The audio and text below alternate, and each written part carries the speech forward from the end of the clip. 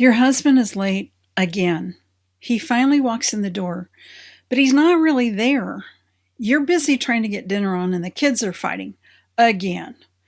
Your husband doesn't even notice, much less ask what can he do to help. What can you do? Now, as a professional coach, I still talk to guys a lot, and they tell me stuff. And even though all this stuff is based in research, you can still disagree, of course, because as always, what you do with information is entirely up to you. But if you want to hear what I've learned, keep watching. Hello, I'm Dr. Debi, and I've been helping men, women, and couples grow together for more than 25 years. Now it's your turn to learn what I learned and taught as a couples counselor and university professor. You are the wise woman, and this is your personal development podcast packed with instant encouragement and practical tips. And men can learn about women too, because this is a safe place where women are valued and men are respected. We talk about biology, socialization, behavior, emotions, communication, and connection, because men and women are different. Always have been, always will be, and that's a very good thing. Why do husbands hate coming home from work?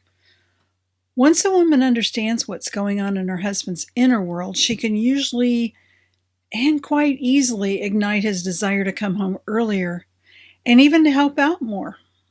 Keep watching and I'll tell you about one simple change that takes minimal effort and gets maximum results. I know how hard we women work at getting things right. Work, home, kids, marriage, but we often shoot ourselves in the foot because we focus on doing things right instead of doing the right things. And I want to help you change that. It'll make your life so much easier. When your husband hates to come home from work, everybody loses. Simply put, little spoiler alert here, if your home is not a welcoming space for your husband, it's not going to be a good space for you either. Yes, men need to find a safe, welcoming space at home. My first post on this topic got some immediate feedback on social media about how women need to have a safe place too. Then a discussion ensued about abusive relationships and how this doesn't apply to someone who's being abused. Now, I'll address that topic in another video because there are some specific things I want to share with you about domestic violence. However, when I'm talking about men needing a safe place, I'm really talking about the guy who's not abusive. Newsflash, a good husband needs a safe place. And the average guy actually is a good man who wants to take care of his wife and his family. He goes to work and he comes home every day. And he just really needs a place where he can be wanted and accepted just like he is. You know, you'd be surprised at how extremely rare that is, even for the good guys in this world. To be able to come home and have a safe place where they can just be themselves and relax. And that, believe it or not, is the primary reason husbands hate coming home from work. Let me tell you about one particular lonely husband. Several years ago, a man I'd been seeing in couples counseling revealed something I never would have guessed. He and his wife lived in Southern California, so he had a really tough commute from Orange County to LA and back for work every day. His drive took a minimum of an hour and a half, just one way. Many days it was much longer. While talking during a split session, he confessed that when he got home, he would actually drive past his own house, down another street, and park several blocks away. He'd shut off his car, and then he'd just sit there and cry.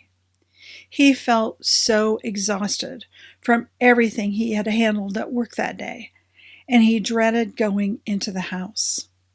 Why? Because he was typically met with a list of problems and zero expressions of attention or affection for him as a person. Clearly, he was one of those husbands who hated coming home from work, and it was eating him alive. If you've followed me for a very long time, you know that men are actually way more sensitive to those kinds of experiences than we are as women.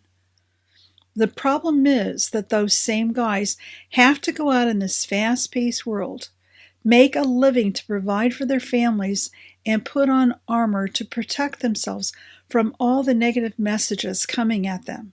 You're not good enough. You're inadequate. You're never going to make it.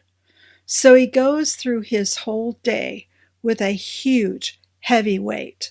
First, that he must be productive. Failure is not an option. Second, he has an equally heavy set of armor to protect himself from the millions of emotional assaults that confirm that he will never measure up. So when a man comes home, he needs to be able to take off the armor, be greeted, loved, and accepted. He needs to know he's wanted. If he doesn't tell his wife about what's been going on all day at work, that's one thing. But when she doesn't even seem like she cares that he's home, many times she'll immediately say, I need help with the kids. I need you to ... take ... fix ... go ... All the while there he is, feeling alone, not cared for, and used, and hating coming home from work. I mean, it's no wonder that man would sit in his car and cry. If he knew he was going to have to go into his house and keep wearing all that emotional armor, that's really, really sad. But stay-at-home moms don't have an easy life either. Her side of the story is also very, very understandable. I did that myself for 12 and a half years, so I know that being at home has its own kind of set of nerve-wracking. When a woman's been at home all day long with kids, she desperately needs some help, and she sees him as her rescuer. She believes he's going to come home and take over the chaos. He's going to take care of the kids or help with dinner or put out whatever fire's blazing at the moment, and she's going to get some relief because the cavalry has arrived. When she imagines her husband is on his way home, she isn't thinking about the situation he's coming from. She doesn't know he needs her as much as she needs him. Even harder yet is a situation where the wife also works outside the home. She walks straight into the house and immediately jumps into the fray, fixing dinner, taking care of children, getting homework done, all those things and more. Plus, she seems to be able to do it really well.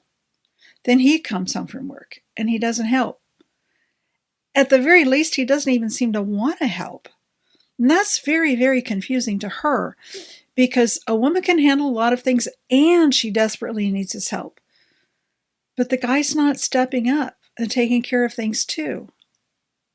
What we don't realize in those moments is how often we turn to attacking, blaming, and criticizing the person we love most, someone who's already been beat up all day long.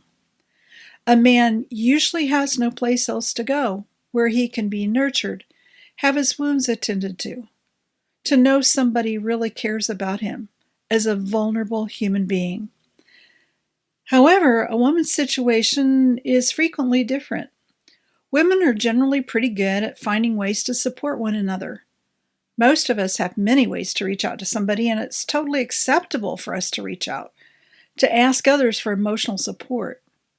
But most men really don't have anywhere they can just say, I feel like I failed today. I feel like I'm just not getting it done. In fact, I've learned that there's usually no safe place for men to say that, except with their wives, if they're lucky enough to have a wife who accepts their vulnerability. And if he is one of those lucky guys, he does not hate coming home from work. And if she can infer that he had a bad day from his nonverbal communication, all the better. Ladies, we must begin to recognize the reality of all of that. Because if you don't know what's really going on with him, you'll see him as the problem. Again, that's where you instinctively and often unknowingly attack, blame, and criticize him for not coming to your rescue the moment he walks in the door. When that happens, you're doing the emotional equivalent of kicking the man in the groin. And now you've taken away everything he needs to function as the knight in shining armor you married. You may know that I have 3 sons, and I accidentally kicked son number 2 one time. We were engaged in some horseplay, and I kicked him. Not that hard, but that poor boy, he was about 13 at the time, He literally dropped to the ground. He couldn't breathe. It took the wind right out of him. Why am I telling you that? Well, because women do that to men emotionally all the time. We just don't realize how wounded and vulnerable men already are. So you get on his case about what you perceive to be his shortcomings, which is the equivalent of saying, "Kick! Now get up and help me. This is what I need, and you're a jerk for leaving everything for me to do. What's wrong with you? Kick! Kick!" It's more painful for him than you will ever know. So I tell that story about my son because I don't know how else to really get this across to women.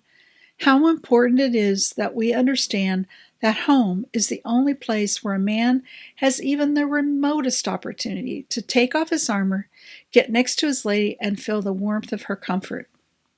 Now, are you ready for this? Did you know you can ignite his desire to come home to you without using sex? All it takes is one simple change, a simple thing you can do that will have an immediate impact. Are you ready for it? Here it is.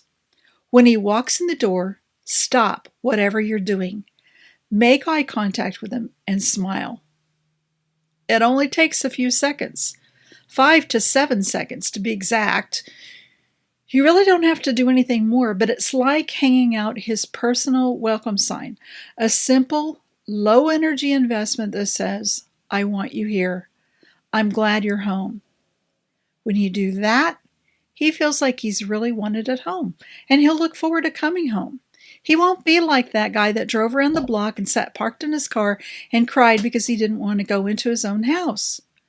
Your husband won't be like that. Instead, he'll be thinking, "I can't wait to get home and see my wife."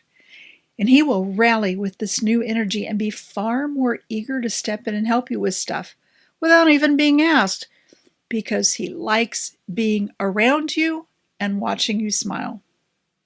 You don't have to trust me on this, ladies.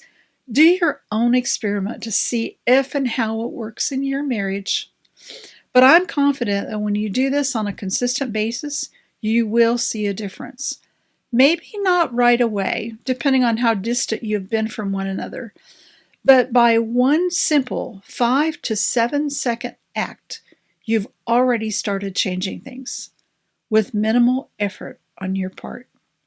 So that's your challenge for today, for this week, this month even. Test it for yourself.